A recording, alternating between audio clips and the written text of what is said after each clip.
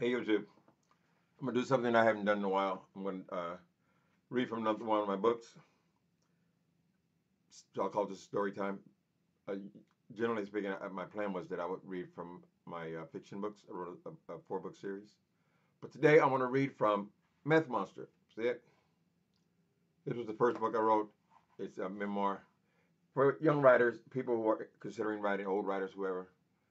Do it. It's such a great thing because it enables me to put myself back in different places in my life. And so I'm going to read now uh, from when I first arrived in California. I was 19 years old. I uh, First I drove to L.A. from Indianapolis. My car broke down in Las Vegas. I ended up stuck there 3 months. So then I took the car back to Indiana because I still owed money on it. My mother was not having it. So and then I took a bus back to Los Angeles. So it took me 2 times to get all the way out here. So this is when I first arrived in California.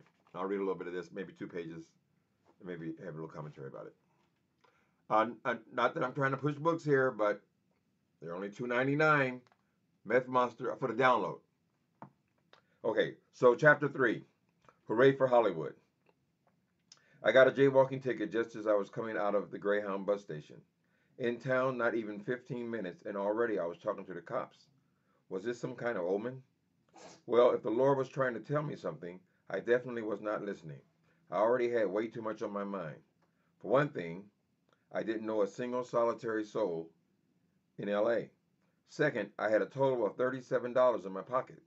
And third, I didn't have a clue where I was going to sleep that night. And fourth, it was raining and hard. Oh well, I thought. I already knew it was going to be rough. No sense in whining about it now. First things first. Which way is Hollywood? That was one thing that I was very clear about. I had no interest in the rest of Los Angeles. I knew exactly where I wanted to be. You see, mixed in with all of my California dreaming was a childlike desire to make it big in show business. This just tickles me today because I can't for the life of me figure out exactly what part of the business I thought I was going to make it big in. I couldn't sing, I couldn't dance, I couldn't act, juggle, or do magic tricks. No, I was either clinically delusional or I was trying very hard to convince myself and everyone around me that there was some practical reason behind my need to live in Hollywood. Now, I had heard about Hollywood as being a gay mecca. I wasn't even hardly aware of San Francisco at that point. It was I had an obsession with LA from way back. Most of my life, I was planning on coming there. Okay, when I arrived at the corner of Hollywood and Vine in the midst of that rainstorm in the summer of 1977, I couldn't believe my eyes. I didn't even want to get off the bus. This was terrible. I know I don't know exactly what I was expecting, but it sure wasn't this. Nothing but soaking wet homeless people, hookers, hustlers, drug addicts, and drag queens. So this is what Hollywood Boulevard was off camera, I thought. There was certainly nothing glamorous about it, and that is a gross understatement. Sleazy is the word. Now I understand Hollywood Boulevard has changed quite a bit, but I've been in this town for 23 years, so I haven't been back. I heard it's changed. Okay. I can still remember walking up and down the boulevard in the rain that first night, not knowing where I was going or what I was even doing there, really. What kind of a person hops on a bus and comes to a place like this with no money and no place to live? I asked myself. It doesn't make sense. But I never once thought about going back to Indiana. There was no going back. I absolutely had to make it here. It must have been on my second or third time down the length of the boulevard that I met Johnny.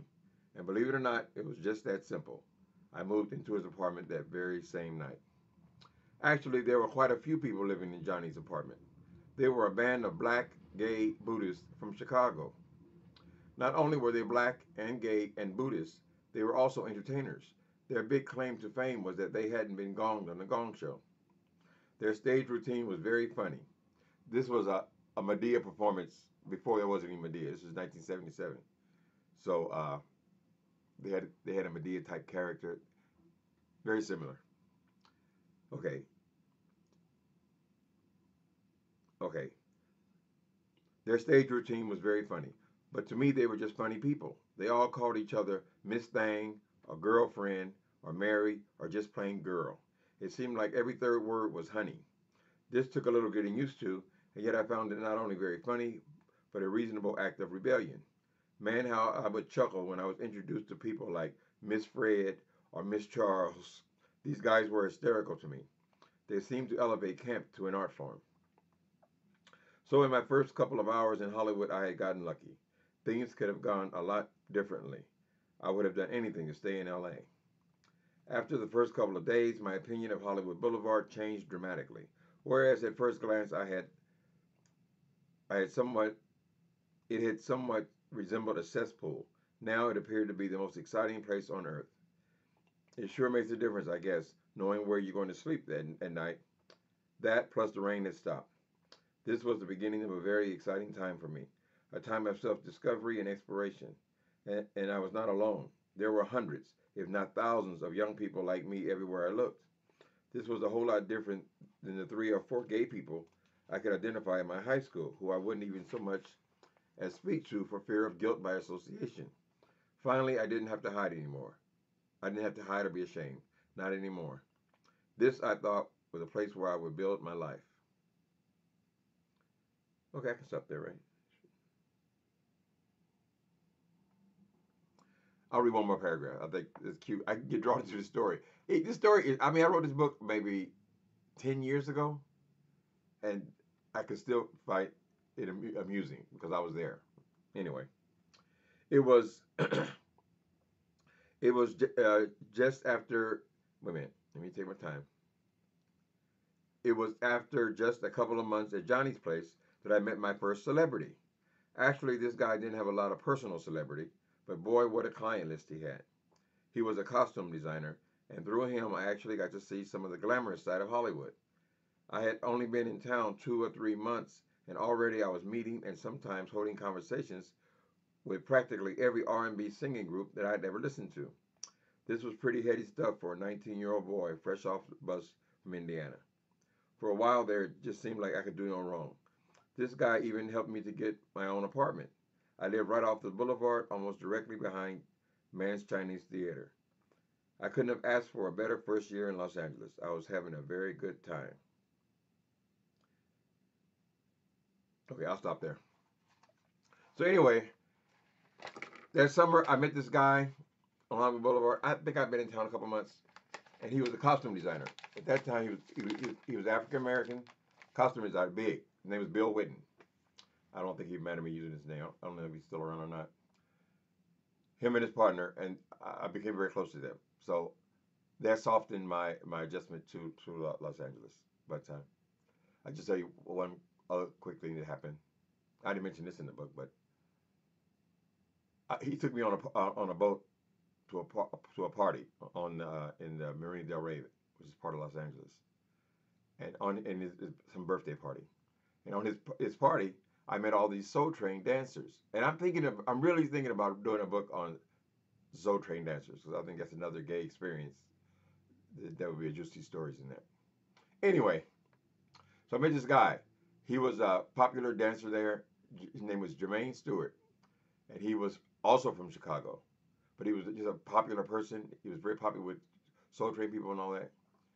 And as it turns out, the people that I was staying with, the guy that I met, the first guy I met up there, he lived a couple of buildings down from where this guy lives, right? At that time, he was just a dancer.